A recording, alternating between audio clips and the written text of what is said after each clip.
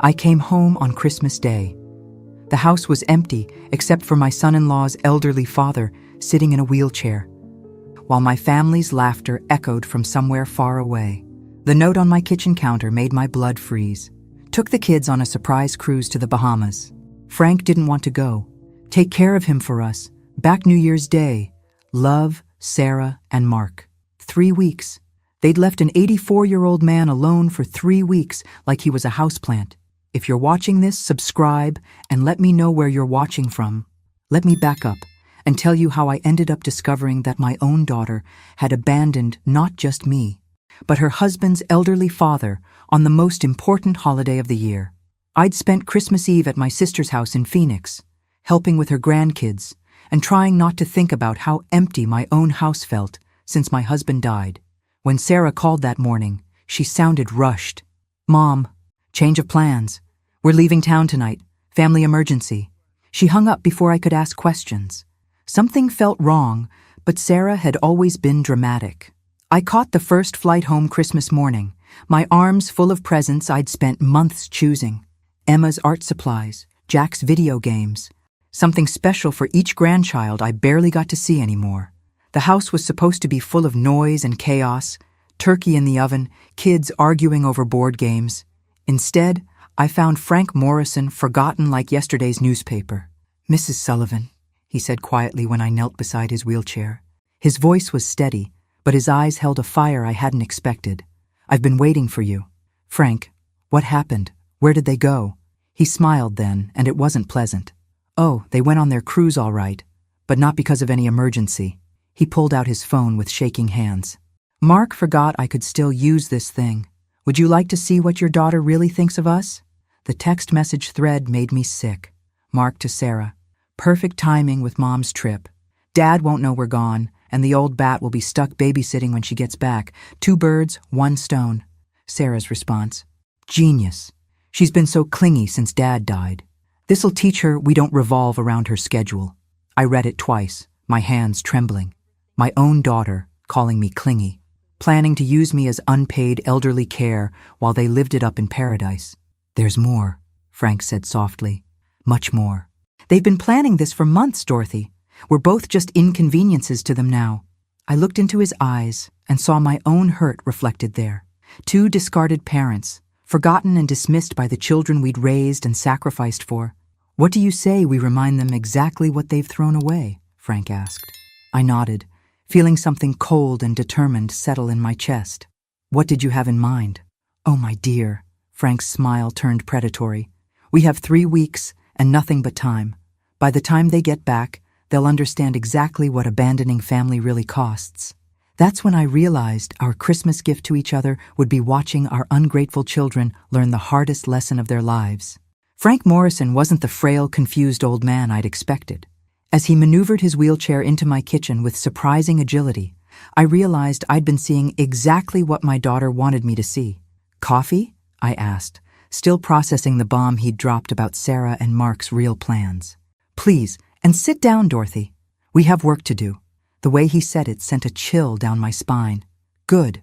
I was tired of being the sweet, accommodating mother who absorbed every slight with a smile. "How long have you known?" I asked, pouring coffee into my best china. If we were planning war, we might as well use the good stuff. "Known what specifically? That my son married your daughter for her inheritance? That they've been slowly isolating us both? Or that they're planning to put me in a nursing home the minute I become too inconvenient?" My cup rattled against the saucer. "Sarah wouldn't she?" Frank pulled out a folder from the bag hanging on his wheelchair. "I may be old, Dorothy, but I'm not stupid. When you spend enough time being invisible, you learn to pay attention." He spread papers across my table. Bank statements, real estate documents, legal papers. My daughter's handwriting on several notes about managing the oldsters and liquidating assets when the time comes. "They've been planning this for 2 years, Frank continued. "Since your husband died and you became a wealthy widow, Mark convinced Sarah to move in with you, ostensibly to help with your grief. Really, they were positioning themselves." I thought about how eagerly Sarah had insisted on moving back home after Dad's funeral, how Mark had been so helpful with my finances, so concerned about my well-being. The way they'd gradually taken over decisions about my own house. "They're stealing from me," I whispered. "Not stealing, planning to inherit early. Sarah's been slowly convincing you to add their names to your accounts, hasn't she? Joint ownership of the house? Updated will?" Every conversation came flooding back. Sarah's gentle suggestions about simplifying things and making sure the family is protected. Mark's helpful comments about tax implications and estate planning. "I haven't signed anything yet," I said. Frank's smile was sharp. "Neither have I. Mark's been after me to sign over power of attorney. Keeps talking about how worried he is about my mental state. But you're completely lucid." "I am. Which is why this little vacation of theirs is going to backfire spectacularly." I leaned forward. "What exactly are you proposing? They expect to come home to two grateful, dependent old people who've bonded over our abandonment. Instead, they're going to find that we've had time to really get to know each other, to share information, to make some calls." "What kind of calls?" Frank's eyes gleamed. "Well, for starters, I thought you might be interested to know that Mark's been having an affair with his secretary for 8 months. I have photographs." The coffee cup slipped from my hand, shattering on the floor. "Sarah's husband cheating? My daughter didn't know?" "She doesn't know," Frank continued, reading my expression. "But she's about to, along with some other fascinating details about their finances that I think will surprise her." "Did you know they've been using your credit cards for their little getaways?" I hadn't known. I'd trusted them with my accounts, my passwords, my entire financial life, the way I'd trusted them with my heart. "I also took the liberty of calling their cruise line," Frank added casually. "Seems there's been a family emergency. Their grandfather had a stroke. They need to come home immediately." "But you haven't had a stroke." "Not yet, but I could develop symptoms very quickly if needed, especially if someone called the authorities about elder abandonment." I stared at this man I'd known for 5 years, but never really seen. "You're diabolical." "I prefer thorough. The question is, Dorothy, are you ready to stop being a victim?" I looked around my kitchen, my home that my daughter had been slowly claiming piece by piece, at the presents under the tree that would never be opened, at the future I'd imagined with grandchildren who barely knew my name because their parents kept me at arm's length. "What do you need me to do?" Frank's smile was beautiful and terrible. "First, we're going to secure your assets. Then we're going to document everything. And finally, we're going to make some strategic phone calls that will cut their cruise very short indeed. They'll be furious. Good. It's time they learned what real consequences feel like." That's when I understood that Christmas morning hadn't brought me just an abandoned old man. It had delivered me the perfect partner for the most satisfying revenge of my life. By December 28th, Frank and I had transformed my quiet house into a command center for justified revenge. The dining room table was covered with evidence. Bank statements showing unauthorized purchases, photographs of Mark with his secretary, and a timeline of lies my daughter had told me over the past 2 years. "They've charged $4,000 to your account just this month," Frank said, adjusting his glasses as he reviewed the credit card statements. "Restaurants you've never been to, a jewelry store, something called Tropical Paradise Swimwear." I felt sick. "They bought vacation clothes with my money to go on a vacation they didn't invite me to." "It gets better. Look at this." Frank handed me a phone bill. "Mark's been paying for his secretary's cell phone for 6 months. Guess whose credit card he used?" "Mine." They'd used my money to fund his affair while abandoning both of us on Christmas. The betrayal was so complete, it almost felt artistic. "Frank, I need to ask you something," I said, pouring us more coffee. We'd been surviving on caffeine and fury for 3 days. "Why are you helping me? You barely know me." He was quiet for a long moment, staring out the window at the neighborhood where all the other families were probably enjoying normal holiday visits. "My wife died 2 years ago. Dorothy was her name, actually. Funny coincidence. I didn't know her name was Dorothy. She was everything to me. When she got sick, I told Mark we needed to sell the house, use our savings for her care. He convinced me to wait, said he'd handle everything. He had a better plan." Frank's voice got harder. "His better plan was to let Medicare cover the cheapest possible care while he moved us into a facility and sold our house. Dorothy died in a place that smelled like disinfectant and despair because I trusted my son. Frank, I'm so sorry. He promised me Dorothy would come home, promised we'd have time together. Instead, I got 3 more months with a woman who didn't recognize me anymore, because we couldn't afford the medication that might have slowed her decline. Now I understood the steel in his eyes. This wasn't just about Christmas abandonment. This was about a son who'd let his mother die in misery while protecting his inheritance. Your daughter may not know about the affair, Frank continued, but she knew about this cruise. She planned it knowing we'd be alone. That makes her just as guilty as Mark. My phone buzzed. A text from Sarah. Having amazing time. Weather perfect. Hope you and Frank are getting along. 3 happy face emojis. Not a single question about how we were managing or if we needed anything. They have no idea what's coming, I said. Oh, but they're about to. Frank pulled out his phone. I called the cruise line this morning. Told them there'd been a family emergency. Mark's father had a stroke and needed him home immediately. Will they believe it? They already have. The ship is docking in Nassau tomorrow. Mark and Sarah have been informed they need to fly home immediately for a medical emergency. I felt a thrill of dark satisfaction. They'll be panicked. They should be. By the time they get home, they'll discover that panic is the least of their problems. Frank wheeled himself over to the folder we'd labeled Evidence. I've been documenting everything for months. Mark's affair, their financial manipulation, the forged signatures on documents they thought I wouldn't notice. Forged signatures? They've been practicing your signature, Dorothy. I found the papers. They were planning to transfer your house into joint ownership while you were confused by grief. The coffee turned bitter in my mouth. How long have you been planning this? I wasn't planning anything. I was just an old man trying to survive my son's neglect. But when you walked through that door Christmas morning and I saw the same hurt in your eyes that I felt, I realized something. Frank's smile was predatory. Revenge is always better with a partner. What's our next move? Tomorrow, when they call in a panic about coming home, you're going to be very, very concerned about me. My stroke symptoms will be quite convincing. And then? Then we make sure their homecoming is everything they deserve. Frank pulled out one more document that made my blood freeze. It was a nursing home application with my name on it. In my daughter's handwriting, but with my forged signature. They were planning to put me away too? I whispered. Eventually. But first, they needed to make sure you signed over everything to them. Can't transfer assets from a nursing home as easily. That's when I realized my daughter hadn't just abandoned me for Christmas. She'd been planning to erase me entirely. Frank, I said quietly, how much time do we have? They land tomorrow evening, which gives us exactly 24 hours to prepare for the most educational homecoming of their lives.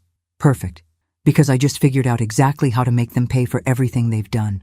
The call came at 6:47 a.m. on December 29th, just as Frank and I were finalizing our preparations. Sarah's voice was shrill with panic when I answered the phone. Mom, oh my God, we just got word that Frank had a stroke. How is he? Why didn't you call us immediately? I looked at Frank, who was calmly sipping coffee and appeared healthier than men half his age. He'd coached me on exactly what to say. Sarah, honey, it happened so fast, I said, injecting my voice with just the right amount of overwhelmed elderly confusion. He collapsed yesterday evening. I called 911 and they took him to General Hospital. The doctors say, oh, sweetheart, they say it's very serious. Is he conscious? Can he speak? Frank held up a sign he'd made. Barely responsive. Right side paralysis. He's barely responsive, I continued. The right side of his body isn't working properly. The doctors are running tests, but they want the family here immediately. We're flying out today. We'll be home by tonight. Mom, you sound exhausted. I've been at the hospital all night. I didn't want him to be alone. There was silence on the other end. When Sarah spoke again, her voice was softer. That was really good of you, Mom. We'll be there as soon as we can. After I hung up, Frank and I sat in satisfied silence for a moment. You're a natural at this, he said. 25 years of marriage taught me how to manage dramatic situations. Your son has no idea what he's dealing with. Speaking of Mark, he'll want to see medical records immediately. Are you ready for Phase 2? Phase 2 was beautiful in its simplicity. Frank had a friend, Dr. Peterson, who'd treated his wife Dorothy during her illness. Dr. Peterson happened to be quite sympathetic to elderly patients who'd been mistreated by their families. Dr. Peterson confirmed that he can admit me for observation this afternoon, Frank explained. Heart palpitations brought on by stress. He'll keep me overnight for monitoring. That's brilliant. By the time they get here, you'll actually be in the hospital. with genuine medical concerns caused by the trauma of abandonment. It's not even entirely a lie. While Frank made final arrangements with his doctor friend, I tackled the more delicate task of preparing Sarah's surprise. I'd spent the night going through every financial document, every credit card statement, every piece of evidence of their betrayal. The photographs Frank had given me of Mark's affair were particularly damning. Mark and his secretary Janet at a restaurant I'd unknowingly paid for. Mark and Janet checking into a hotel room during what was supposed to be a business trip. Mark and Janet Christmas shopping for jewelry that had appeared under our tree as his gift to Sarah. But the documents were what would really destroy them.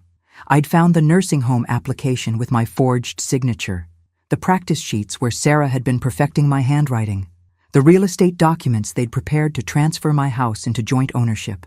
They were so confident I'd never find out, I told Frank. They thought I was just a confused old widow who'd sign anything they put in front of me. Underestimating us was their first mistake, Frank replied. Abandoning us was their second. But the biggest mistake was thinking we'd just accept being disposed of quietly. At 2 p.m., Frank left for the hospital in an ambulance Dr. Peterson had arranged. To any neighbor watching, it looked like a genuine medical emergency. I followed in my car, playing the distraught family friend. Frank was settled into a private room with impressive-looking monitors and IV equipment. Dr. Peterson briefed me on the condition I should describe to Mark and Sarah. Stroke-like symptoms brought on by severe emotional distress, he explained. We're monitoring for heart complications. Very serious for a man his age who's been under tremendous stress. How long can you keep him here? As long as necessary for his recovery. Elderly abandonment is a serious trigger for health crises. I've seen it before. By 5 p.m., I was back home, waiting. Their flight would land at 8 p.m. They'd come straight to the hospital where they'd find Frank looking genuinely frail and connected to legitimate medical equipment. But first, they'd have to stop at home to drop off their luggage, which is where they'd find the surprise I'd prepared on my dining room table. Every piece of evidence, every photograph, every forged document, arranged in neat piles with sticky notes in my handwriting, explaining exactly what each item represented. The credit card statements with their charges, highlighted in red. The photos of Mark's affair. The nursing home application with Sarah's signature practice sheets right beside it. And in the center of it all, a single sheet of paper with a message I'd written in my best penmanship. Welcome home. We need to talk.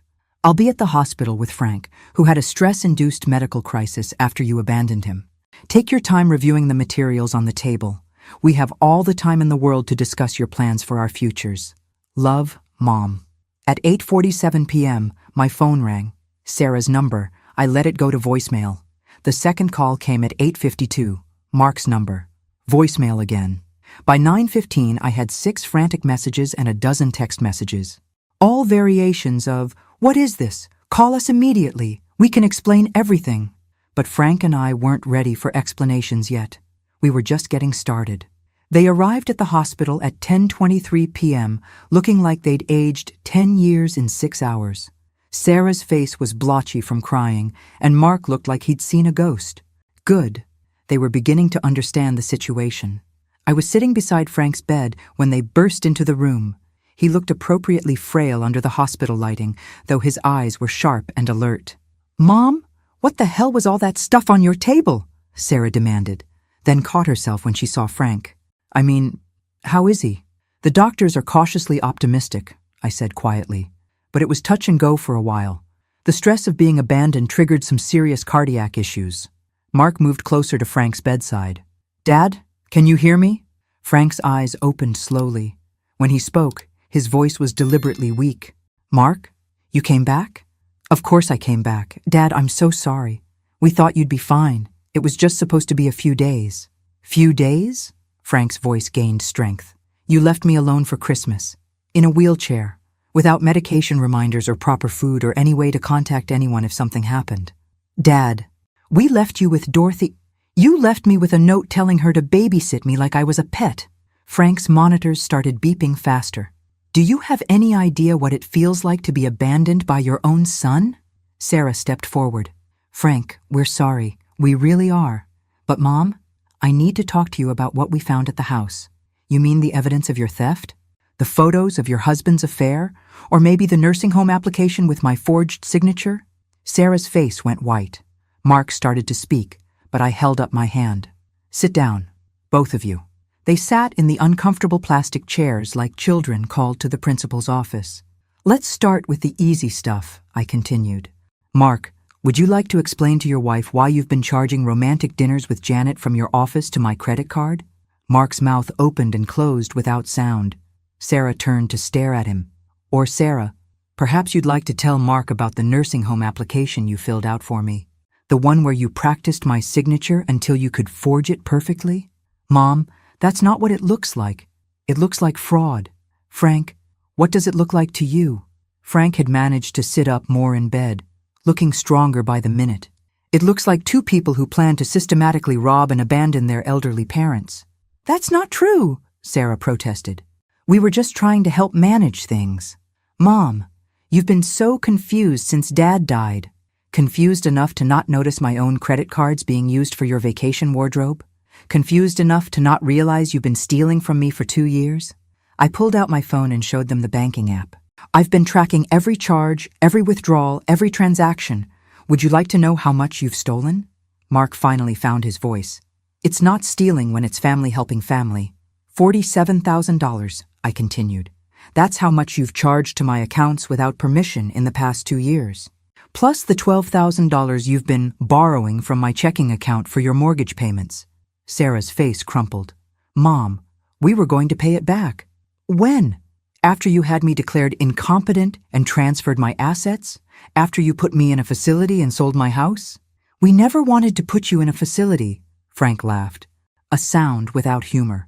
Then why did you fill out the application? Why did you practice her signature? Why did you research places that would take both of us? The silence in the room was deafening, except for the steady beep of Frank's monitors. You want to know what really hurts? I asked quietly. It's not the money. It's not even the lies. It's that you thought I was too stupid to figure it out. You thought you could manipulate me because I'm old and I loved you. Sarah started crying again. Mom, please, we can fix this. We can pay everything back. With what money? The money you don't have because you've been living beyond your means for years?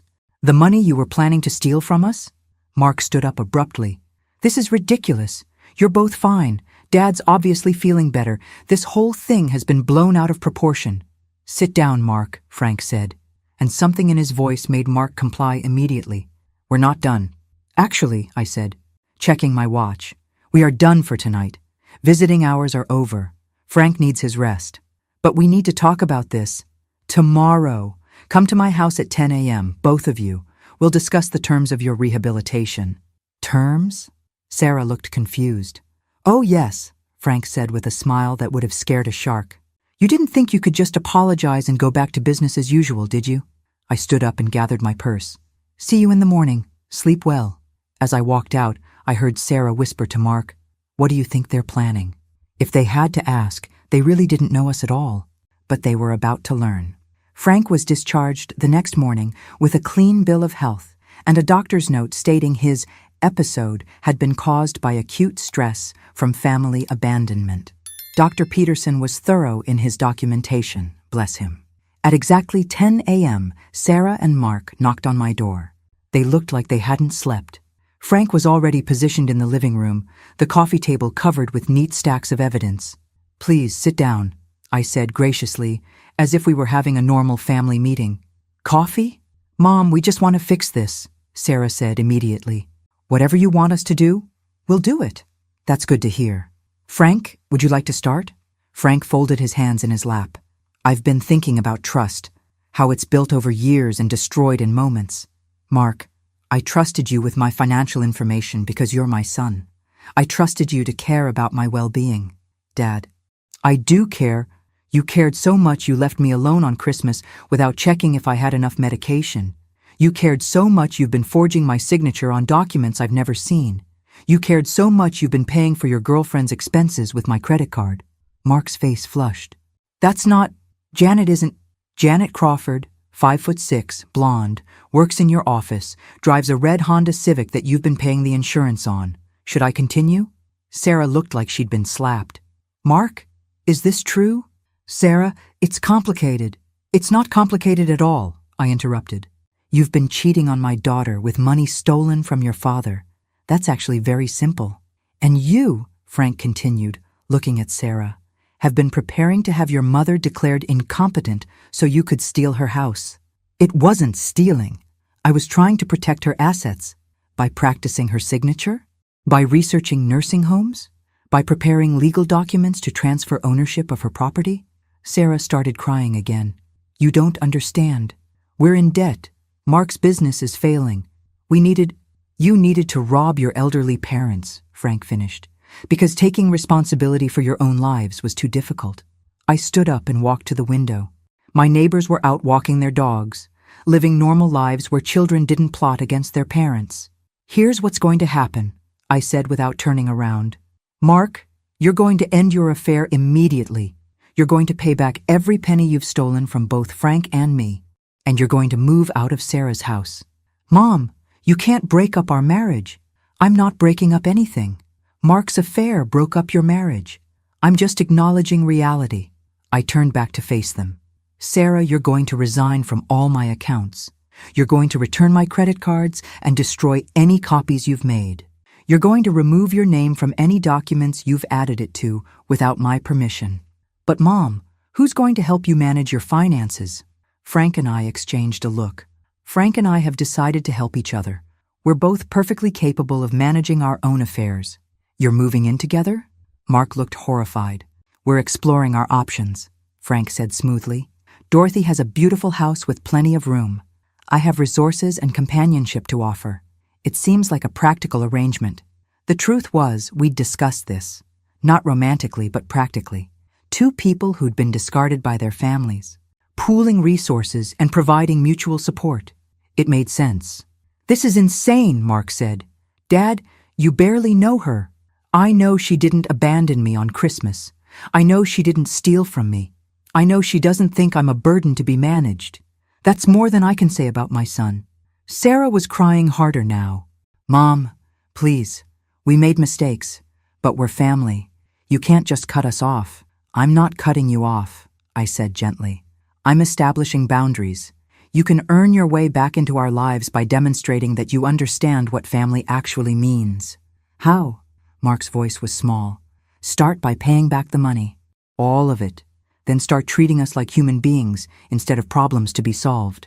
Frank pulled out a document from his folder. We've prepared a payment plan. Based on your combined income, you can pay back the $59,000 you've stolen from us over the next 5 years.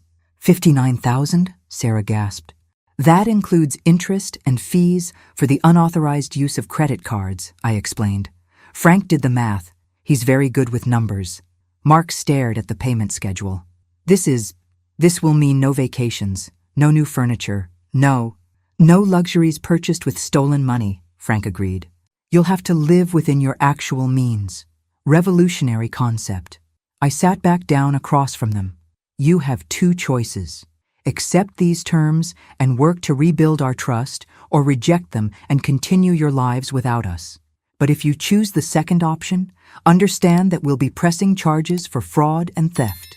You'd send us to jail? Sarah whispered. We'd let the justice system handle the consequences of your choices, Frank corrected, just like we're doing now. They sat in stunned silence, finally understanding that we weren't the helpless elderly people they'd thought they were manipulating. We need time to think, Mark finally said. Of course. You have until tomorrow at noon to give us your decision. After they left, Frank and I sat quietly for a few minutes. Think they'll agree? He asked. They don't have a choice. The alternative is criminal charges. And if they try to call our bluff? I smiled. Then they'll discover we're not bluffing. Frank nodded approvingly. I never thought Christmas could feel this satisfying. We're not done yet. Tomorrow is when they'll really learn what happens when you betray family. They didn't wait until noon. At 8 a.m. on December 31st, my doorbell rang with the desperation of people who'd spent the night calculating exactly how screwed they were. Sarah stood on my porch alone, looking like she'd aged a decade overnight. Where's Mark? I asked, not inviting her in yet. Gone. He packed a bag and left last night. Her voice was hollow. Said he couldn't deal with the pressure and needed space to think. Frank wheeled himself to the door behind me. Interesting timing. Did he take anything valuable with him? Sarah's laugh was bitter. He cleaned out our checking account, about $2,000. Everything else is frozen because of the investigation you triggered. I hadn't triggered any investigation yet, but I didn't correct her assumption. Let her think the wheels were already in motion. So he abandoned you too, Frank observed. Seems to be his pattern. I deserve this, Sarah said quietly. All of it. But Mom, I need you to know something. The nursing home thing, the signature practice, that was all Mark's idea. He convinced me you were showing signs of dementia. And you believed him without consulting a doctor? Without talking to me? He showed me things. Times you forgot conversations we'd had, bills you'd paid twice, your confusion about your medication schedule after Dad died. I stared at my daughter. Sarah, I wasn't confused. I was grieving. There's a difference. I know that now. But Mark kept saying we needed to protect you from yourself before something bad happened. He made it sound like love. Frank and I exchanged glances. This was a wrinkle we hadn't expected. Come in, I said finally. Tell us everything. Over coffee, Sarah laid out 2 years of manipulation that made my stomach turn. Mark had been documenting every normal grief behavior, every small memory lapse, every moment of confusion as evidence of mental decline. He'd convinced Sarah that I was becoming dangerous to myself. He said you'd left the stove on twice, that you'd gotten lost driving to the grocery store, that you'd called him at 3 a.m. asking where Dad was. None of that happened. I know that now. But at the time, he seemed so concerned, so protective of you. He said we needed to act before you hurt yourself or lost everything to scammers. Frank leaned forward. What changed your mind? When we got home yesterday and I saw all those documents, all that evidence you'd gathered, I realized that someone with dementia couldn't have organized all of that, couldn't have tracked every transaction, every lie, every theft. You'd been watching us the whole time. Not the whole time, I admitted. Just since I started feeling like something was wrong, about 6 months ago. The credit card statements were the first clue, Frank added. When I found charges for restaurants in towns where Mark claimed to be on business alone. Sarah winced. How long have you known about Janet? Since August. I hired a private investigator. You hired a private investigator? Sarah looked stunned. I may be old, but I'm not helpless. When someone starts stealing from me, I investigate. Why didn't you just confront us? Frank answered that one. Because we needed evidence. Accusations are just noise without proof. Sarah sat quietly for a long moment. So what happens now? Mark's gone. I can't afford the house payments without his income. And I still owe you almost $60,000. That depends, I said. Are you here to negotiate, or are you here to take responsibility? I want to take responsibility. But Mom, I need help. Real help. Not just punishment. This was the moment Frank and I had discussed, the difference between revenge and justice. Revenge would have been watching her lose everything. Justice was giving her a chance to rebuild properly. Here's what we're going to do, I said. You're going to move back home, not to take care of me, but so we can take care of each other. You'll pay me reasonable rent, which will go toward paying back what you owe. And Mark made his choice when he ran instead of facing consequences. You're making yours right now. Sarah started crying again. But these tears were different. Relief instead of desperation. There are conditions, Frank added. Full financial transparency. No access to your mother's accounts without written permission and witnesses. And counseling to figure out how you let someone convince you to betray your own mother.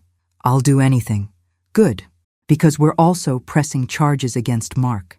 His theft, his fraud, his abandonment, all of it. You can cooperate with the investigation or be charged as an accomplice. Your choice. Sarah's face went pale. He'll blame me for everything. Then you'd better make sure your story is accurate and documented. Frank pulled out another folder.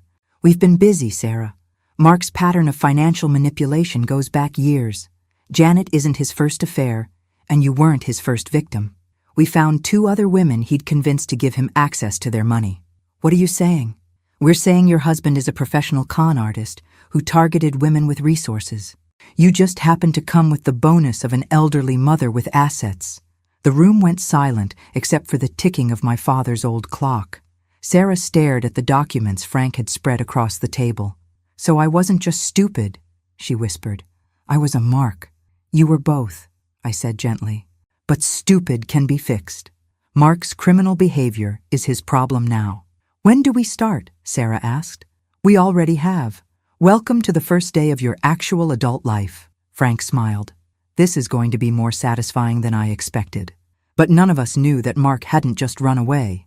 He was planning his own revenge, and he'd decided that if he was going down, he was taking all of us with him. On January 2nd, I woke up to find my front lawn covered with toilet paper and my mailbox smashed. Frank, who'd stayed the night in my guest room to help Sarah move in, wheeled himself to the window with a cup of coffee and a grimly satisfied expression. Mark? I asked. Mark, he confirmed. Subtle as always. Sarah emerged from the kitchen, still in her pajamas, and surveyed the damage. He used to do this to his ex-girlfriends when they broke up with him. I thought it was funny then.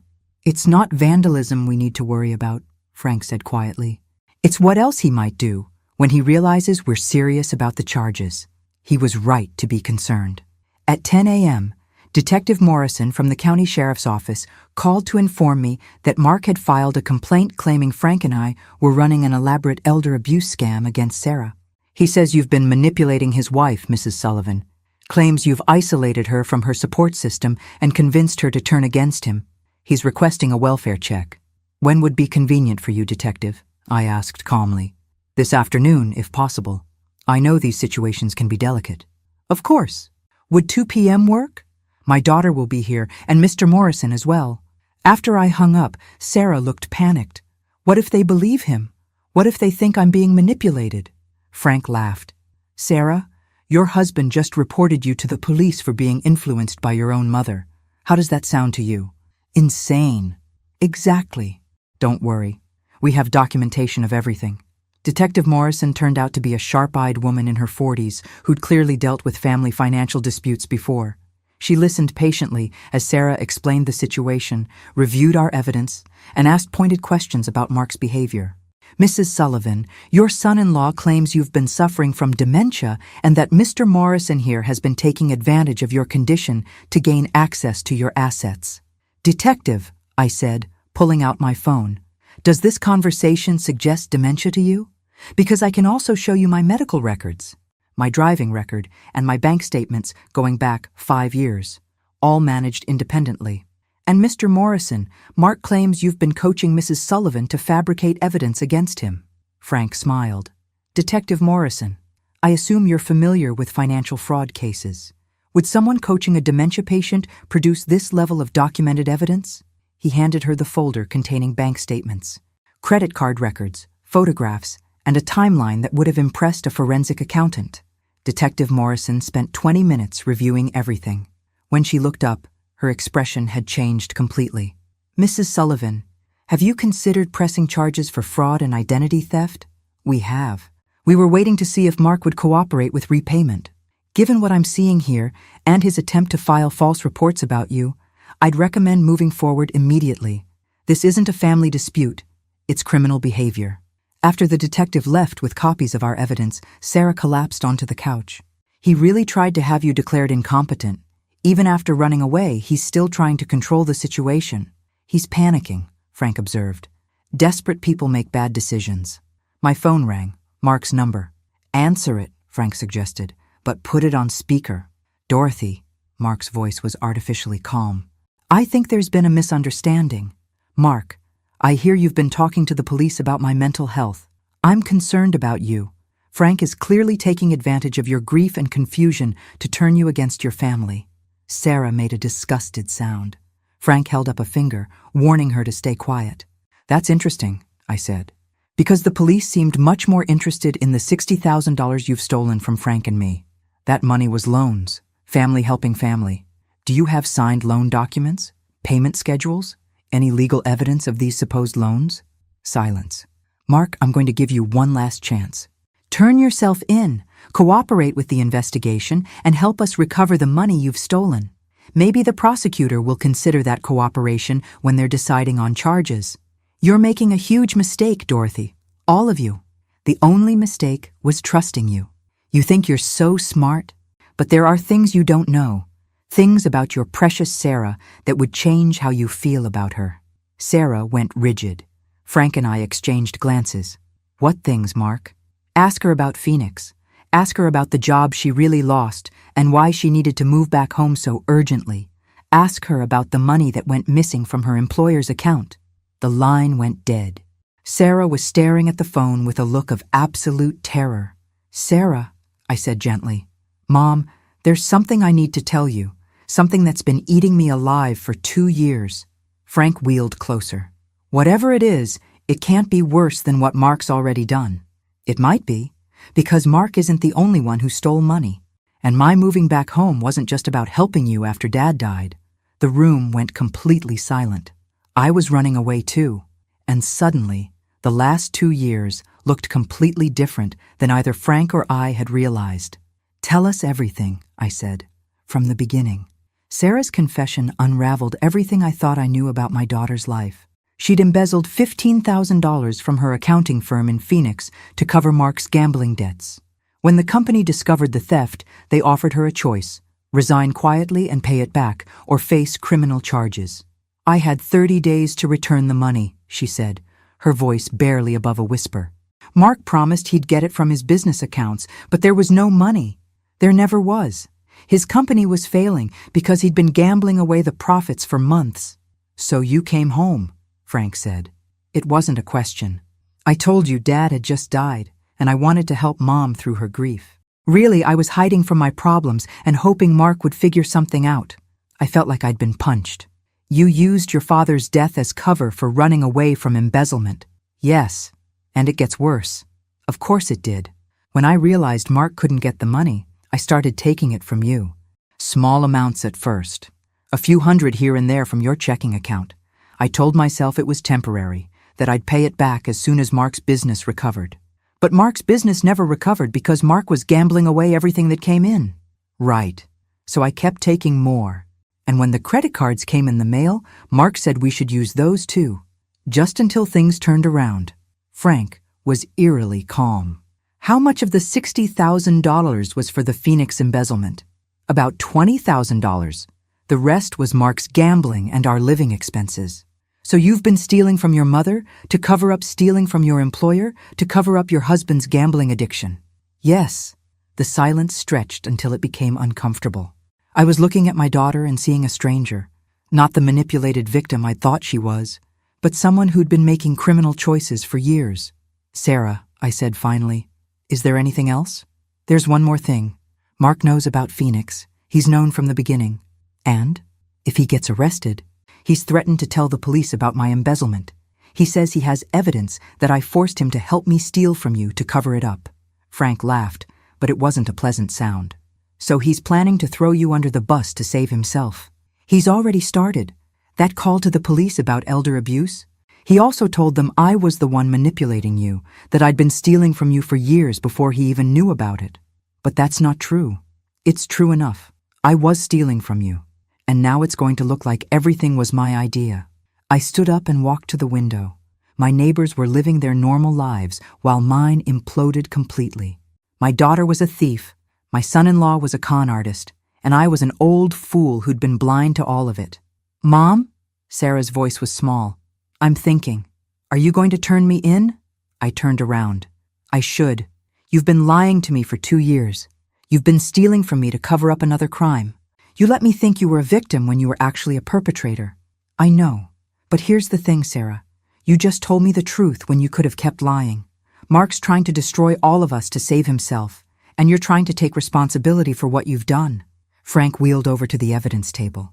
There's something else to consider. If Mark has evidence of Sarah's Phoenix embezzlement, what else might he have? What do you mean? I mean, people like Mark don't just collect evidence to use it. They collect it to leverage it. He's been documenting Sarah's crimes for 2 years, probably recording conversations, keeping receipts. Not to turn her in, but to control her. Sarah's eyes widened. He made me write down everything I took from you. Said it was so we could pay it back accurately. He was creating evidence to use against you if you ever tried to leave him. So he could have sent me to prison whenever he wanted. And now he's planning to do exactly that to save himself. I sat back down, my mind racing. Mark wasn't just a thief and a con artist.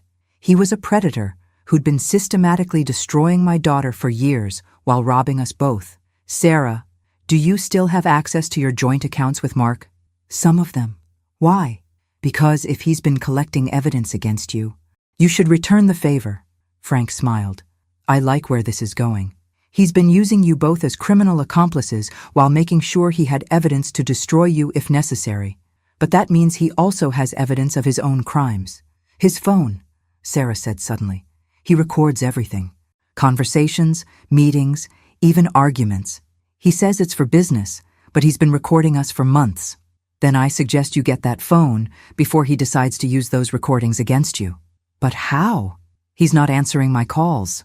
Frank pulled out his own phone. Leave that to me. I have an idea that will get Mark back here very quickly. What kind of idea?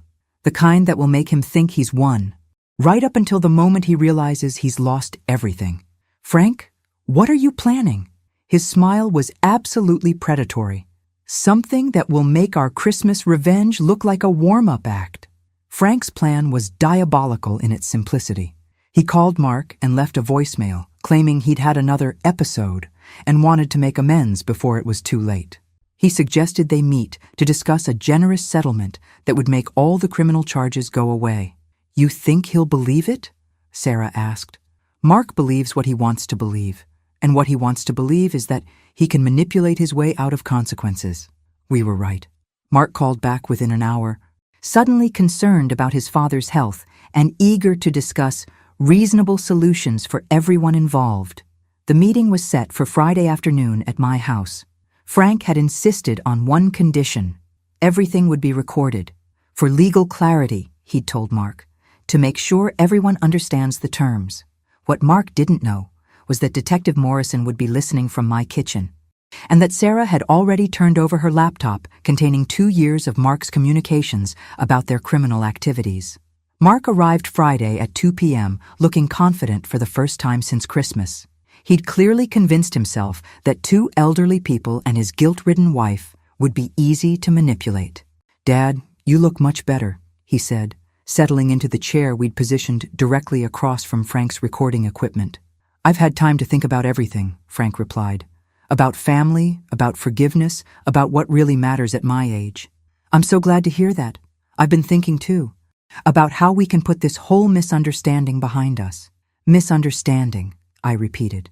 That's an interesting way to describe theft and fraud. Mark's smile faltered slightly. Dorothy, I know you're upset, but when you look at the big picture, we're all family here. Family forgives. Of course. That's why we wanted to record this conversation. So there's no confusion about what we're agreeing to. Absolutely. Transparency is important. Frank leaned forward. So let's be transparent, Mark. Tell us about the gambling. What gambling? The gambling debts that Sarah was trying to cover when she embezzled money from her employer in Phoenix. Mark's face went blank. He glanced at Sarah, who was sitting quietly beside me, then back at Frank. I don't know what Sarah told you, but Sarah told us everything. About Phoenix, about the embezzlement, about your threats to use evidence against her if she didn't cooperate with stealing from us. That's not how it happened. Then how did it happen? Mark? Because we have Sarah's laptop with 2 years of your messages. We have your recorded conversations about managing the old people. We have your documented threats to destroy Sarah if she tried to leave you. Mark was starting to sweat. You can't use recordings made without my permission. Actually, we can. Arizona is a one-party consent state, and Sarah consented to recording your conversations. But more importantly, I added, we have your confession. I haven't confessed to anything. Frank smiled. You haven't yet, but you're about to. Dad, what are you talking about? I'm talking about the choice you're facing right now. You can confess to everything you've done, cooperate with the investigation, and hope for leniency. Or you can continue lying, and we'll let the evidence speak for itself. What evidence? Frank pulled out a thick folder. Your bank records showing systematic theft from both Dorothy and me. Your credit card statements showing charges for your affair. Your phone records showing calls to gambling operations in Nevada. Your business records showing how you've been laundering stolen money through fake consulting fees. Mark stared at the folder. How did you get my business records? The same way we got everything else, by being smarter than you thought we were. Detective Morrison chose that moment to walk in from the kitchen. "Mr. Mark Morrison, you're under arrest for fraud, identity theft, and elder financial abuse." Mark's face went white. "You set me up." "No," Sarah said quietly. "I grew up and stopped letting you use me to hurt my family." As Detective Morrison read Mark his rights, he kept looking around the room like he couldn't understand how he'd lost control of the situation. "This isn't over," he said as the detective put him in handcuffs. "I know things about all of you, things that will destroy you." "Actually," Frank said, "this is exactly what over looks like. You just haven't realized it yet." After they left, the three of us sat in silence for a few minutes. "So what happens to me now?" Sarah asked. "That depends on what you do next," I said. "The prosecutor is willing to consider a plea deal," Detective Morrison had explained before leaving. "Full cooperation, complete restitution, community service, no jail time if she testifies against Mark. And Phoenix? If she pays back the money she embezzled and her former employer doesn't press charges, it stays off her record." Sarah looked at Frank and me. "Why are you helping me? After everything I've done?" Frank answered first. "Because you told the truth when it mattered. Mark never would have done that. And because," I added, "you're my daughter. Family doesn't give up on family, even when family makes terrible mistakes. How do I pay back Phoenix? I don't have $15,000. Frank and I exchanged a look. We'd discussed this already. "We do," I said. "Consider it a loan, at 0 interest, payable over 5 years. Sarah started crying. "I don't deserve this." "No," Frank agreed. "You don't, but you're getting it anyway. That's what real family looks like." "What happens now?" I looked around my house, which for the first time in years felt like home again. "Now we learn to trust each other, one day at a time." 6 months later, I was standing in my kitchen making coffee when I heard Frank's wheelchair coming down the hall. He'd moved in permanently after we realized how much we enjoyed each other's company. Not romantically. We were both too old and too set in our ways for that, but as genuine friends who'd been through hell together and come out stronger. "Morning news is interesting today," he said, handing me the newspaper. The headline read, "Local man sentenced to 5 years for elder financial abuse." Below it was Mark's mugshot, looking nothing like the confident con artist who'd tried to manipulate us 6 months ago. 5 years, I said. More than I expected. Judge said the systematic nature of the crimes and his attempt to blame his victims made it aggravated fraud. Plus, they found evidence of 2 other women he'd scammed in Nevada. Sarah emerged from the dining room where she'd been working on her laptop. She'd gotten a job with a local accounting firm whose owner appreciated second chances for people willing to work hard for redemption. "Did they mention Janet?" she asked. Page 3. Turns out she wasn't just an affair partner. She was helping him launder money through fake business accounts. She got 3 years. Sarah shook her head. "To think I was jealous of her. You were jealous of someone who was helping your husband steal from your mother. That's actually appropriate jealousy." Frank had developed a dry sense of humor about the whole situation. I think it was his way of processing the betrayal. "How's the restitution going?" I asked Sarah. "Phoenix is paid off completely, thanks to the loan from you and Frank. And I've got 3 more years of payments to you both, but I'm actually ahead of schedule." She'd thrown herself into making amends with an intensity that impressed everyone. The prosecutor had been so pleased with her cooperation that Mark's sentencing had included a provision requiring him to pay us back in full when he got out of prison. "Any word from the parole board about visitors?" "Mark can have visitors, but he has to request them. He hasn't requested any of us." "Probably for the best," Frank said. "Prison is supposed to be about reflection and rehabilitation. Hard to do that if you're still trying to manipulate the people you wronged." My phone rang. "Detective Morrison." "Mrs. Sullivan, I wanted to let you know we found something interesting when we cleaned out Mark's storage unit." "What kind of something?" "Evidence of at least 6 other women he was planning to target. Detailed profiles, financial information, relationship patterns. You and your daughter weren't random victims. You were part of a systematic operation." I felt cold. "How systematic?" "We think he'd been doing this for at least 10 years, always targeting families with elderly members who had assets, always using a female accomplice who didn't know the full scope of what was happening. Like Sarah. Like Sarah. The FBI is now investigating him for interstate fraud. This could add federal charges to his sentence. After I hung up, I shared the news with Frank and Sarah. 10 years, Sarah whispered. He's been destroying families for 10 years. And now he's stopped, Frank said firmly. That's what matters. But all those other families, all those people he hurt, who you helped catch by telling the truth, I reminded her. Your testimony is what gave them enough evidence to get the search warrants for his storage unit. The doorbell rang. Sarah went to answer it, returning with Emma and Jack, my grandchildren, who'd become regular visitors since Mark's arrest. It turned out they'd always wanted to spend more time with me, but Mark had convinced Sarah it was too much chaos for an elderly woman to handle. Grandma, can we make cookies today? Emma asked. Of course. Frank, want to help supervise? Someone needs to make sure you don't burn down the kitchen, he said with mock seriousness. As the kids rummaged through my baking supplies and Sarah set up her laptop to work while keeping an eye on them, I realized something had fundamentally changed in my life. Not just because we'd caught the people who were stealing from us, but because we'd learned to trust each other in a way that was deeper than before. You know what's funny? Frank said, as we watched Emma measure flour with the intense concentration of a chemist. What? Mark thought he was destroying our families. Instead, he accidentally created a better one. He was right.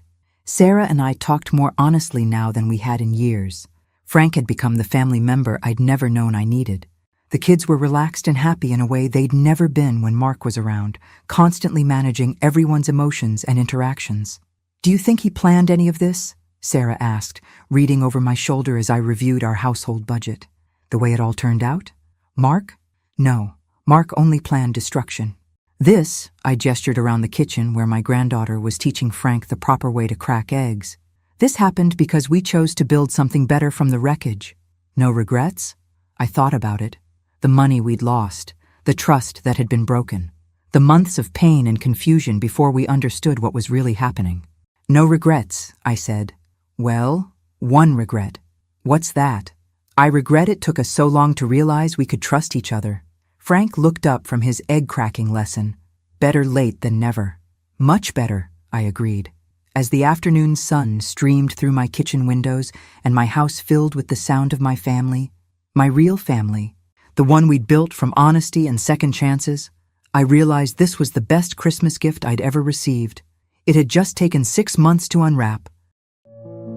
Thanks for listening. Don't forget to subscribe and feel free to share your story in the comments. Your voice matters.